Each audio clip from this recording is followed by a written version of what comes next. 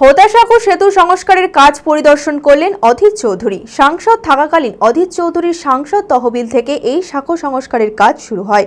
শনিবার নিজে এসে সংস্কারের কাজ খতিয়ে দেখেন। তবে নতুন সাঁকো তৈরির পাশাপাশি পুরনো হোতাসাঁকো রক্ষণাবেক্ষণের আর্জি জানান অধীর চৌধুরী। মানসিক স্বাস্থ্যের জন্য সবার আগে যে নামটি মনে ভেসে ওঠে, সুস্থ মনের ঠিকানা মনোবীক্ষণ। যোগাযোগ নাম্বার 7477799513। বহরমপুর শহরের অন্যতম ঐতিহ্য বিষ্ণুপুর বিলের ওপর হোতাসাঁকো সেতু। খাগড়া এলাকার সঙ্গে কাশিমবাজার এলাকার সংযোগ মাধ্যম এই সাঁকো। সাংসদ থাকাকালীন অধীর চৌধুরীর সাংসদ তহবিল থেকে এই সাঁকো সংস্কারের কাজ শুরু হয়। শনিবার নিজে পরিদর্শনে এসে এই সাঁকো সংস্কারের কাজ খতিয়ে দেখেন অধীর। তবে নতুন সাঁকো তৈরির পাশাপাশি পুরনো হোতাসাঁকোর রক্ষণাবেক্ষণের আর্জিও জানান অধীর।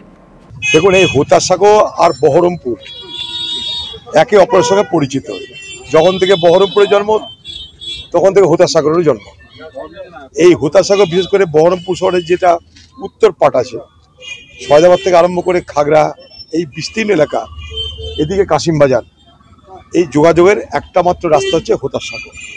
ব্রিটিশ জমানায় তৈরি হয়েছিল হোতাসাঁকো। তখন এত গাড়িও ছিল না, এত মানুষও ছিল না, এত যাতায়াতও ছিল না।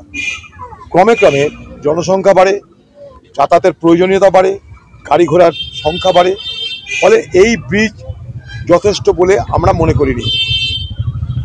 আমি যখন প্রথম বহরমপুর মিউনিসিপ্যালিটির দায়িত্ব পেয়েছিলাম, আমার মনে আছে আমি প্রথম এই রাস্তাটায় আমি হেপার আলোর ব্যবস্থা করেছিলাম।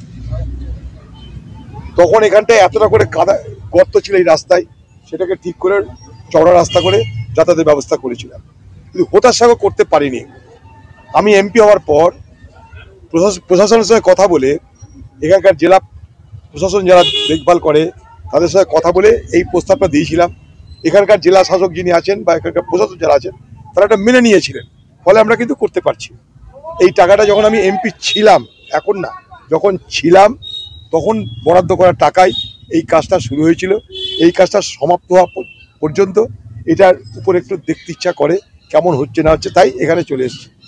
পাশাপাশি প্রশাসনের কাছে আরেকটা আমাদের দাবি থাকবে, নতুন যে কালভার্ট হচ্ছে ঠিক আছে, কিন্তু পুরনো যে কালভার্ট, এটার সঙ্গে বহরমপুর শহরের ইতিহাস পরিচয় জড়িত।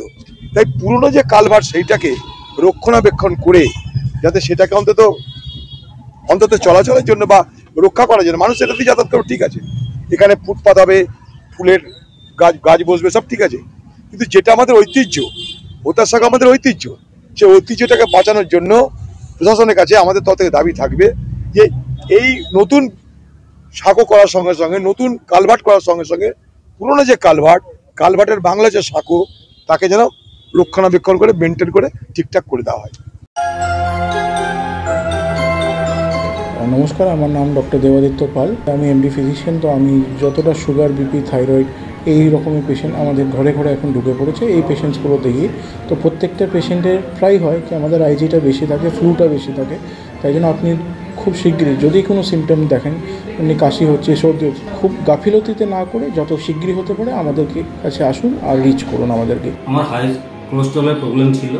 ডক্টর দেবাদিত্য পাল এমডিকে দেখানোর পরে উইদিন 1 মান্থ একদম নর্মাল রেঞ্জে চলে এসেছে। ব্লাড প্রেশার এবং আপনার সুগারের রোগে ভুগছিলাম। আমি স্যার দেবাদিত্য পাল মহাশয়ের কাছে দেখাতেছি, আমি খুব উপকৃত হয়েছি। পেশাব দিয়ে ওই সাদা রকম একটা হয়েছিল, জ্বালানি হয়েছিল, তো এখন দেখি অনেক ভালো আছি। ডাক্তার দেবাদিত্য পাল। টিবি হয়েছিল প্রায় 4 মাস আগে। হ্যাঁ, বুকের বাম দিকে জল জমেছিল, অনেক বেটার ফিল করছে, জলটা অনেক কমে গেছে, একদম সুস্থ। ডক্টর দেবাদিত্য পালের সুপরামর্শ নিতে আজই যোগাযোগ করুন জিটি হেলথ কেয়ার। ঠিকানা 11/1 স্বর্ণময়ী রোড, 12 বিঘা কবরস্থানের আগে, বহরমপুর, মুর্শিদাবাদ। বিশদে জানতে যোগাযোগ করুন 8927499942 নম্বরে।